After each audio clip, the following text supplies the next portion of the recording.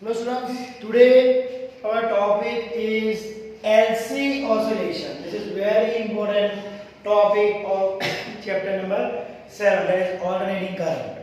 Okay, now see LC oscillation. L means inductor, C means capacitor. So here an inductor and a capacitor both are connected. Here no battery source is used, no AC source is used. Okay, what happened here? An inductor and a capacitor is connected. So let's connect.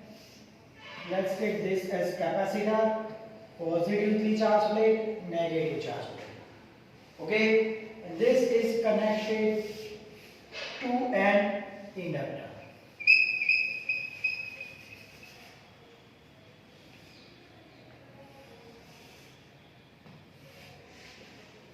Okay, this is connected to an inductor. Now see what happened. Capacitor, positive charge plate, negative plate. You know when positive plate is connected to negative plate via wire, the charge flows from positive to negative. So in this case also same thing happens. As soon as the capacitor is connected to an inductor through a conductor, then what will happen? Current will flow. Positive charge flows in this direction. So now, initially there was no current in the inductor, but due to the charge capacitor which is connected across these two ends, the charge flows across the inductor. That means the current flows through inductor. Okay, and the capacitor discharges. Right? We have taken this as, let's say this is positive charge and this is negative charge. So what happened? The charge will move in this way. So this plate will become negative and this will become positive. Clear? So what happened? As soon as the capacitor is connected to an inductor, the current flows through the inductor. In initial condition, the charge on the capacitor was maximum and the current in the inductor was 0. But as they are connected, now current starts flowing through inductor. If I apply Kirchhoff's law,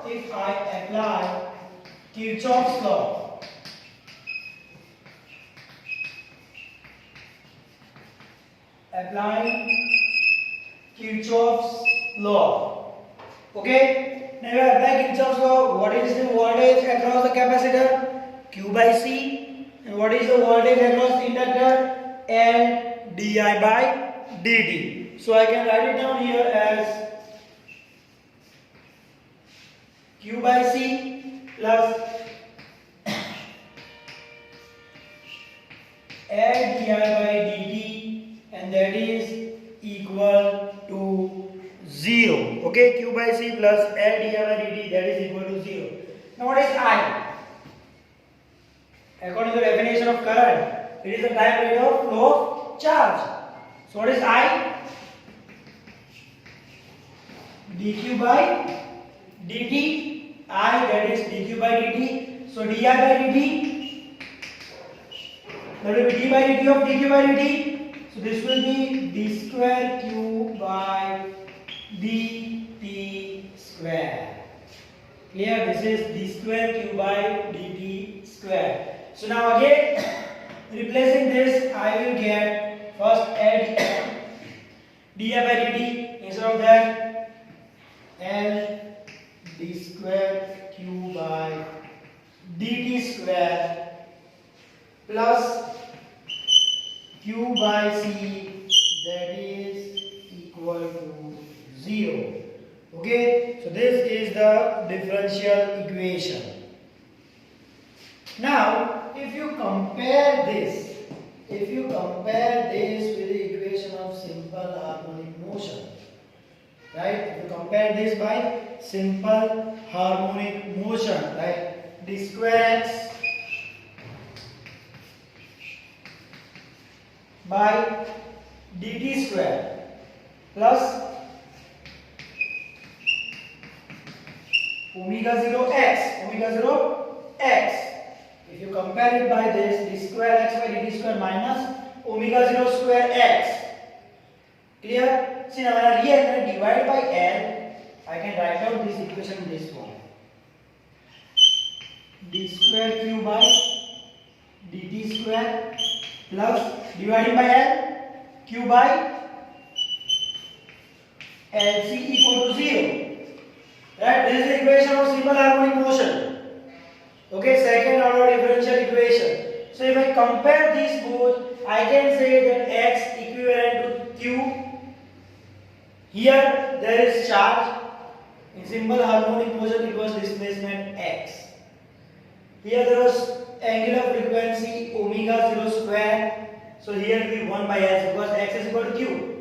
So omega 0 square equal to 1 by LC. So now what is the frequency of this oscillation? Omega 0 square, see, x q. So omega 0 square, that is 1 by LC. So the angular frequency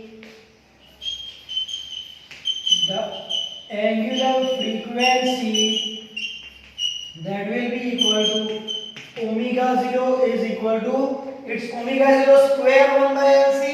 So omega 0 that will be equal to 1 upon square root of LC.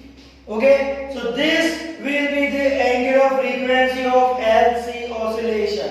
Why we call it as LC oscillation? L for inductor and C for capacitor. Here the charge oscillate between the two plates of capacitor via inductor in this way. Okay, and that frequency will be equal to 1 by root LC. Okay, and the charge varies here.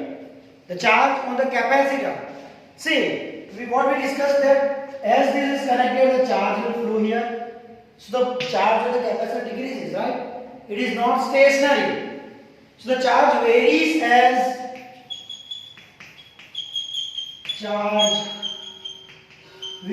sinusoidally as Q equal to Qm cos omega t plus phi. This is the frequency of LC oscillation, and at any time, what is the charge on the capacitor?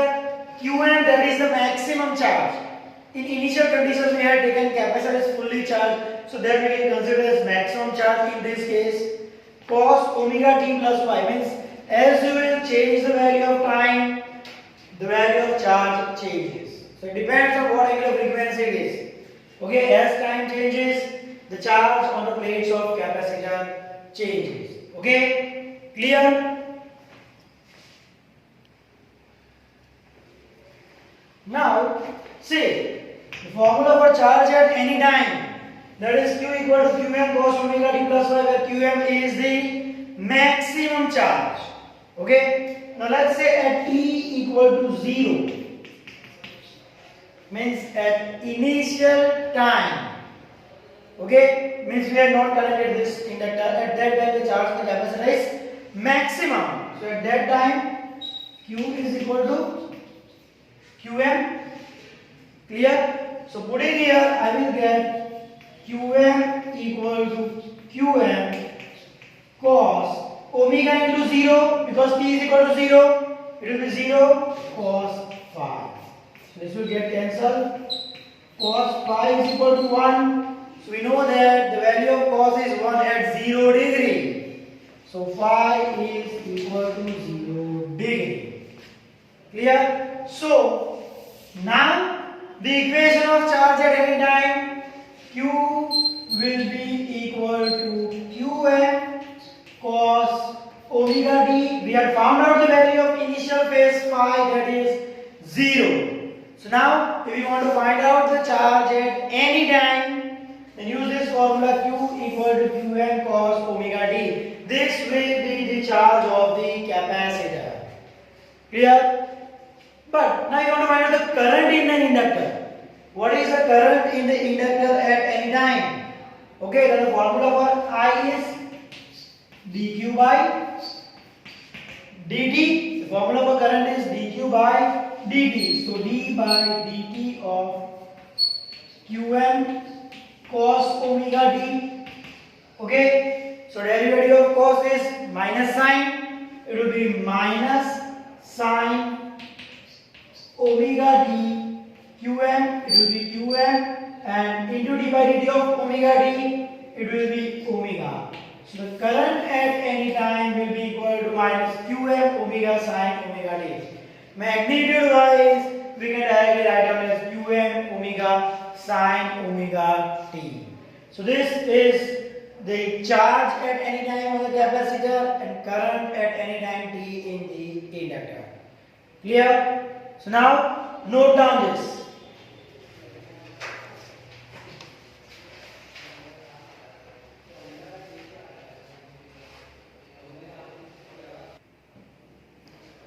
Just make this shape, it will be minus dq by dt as it is in opposite, so it will be plus qm omega sine omega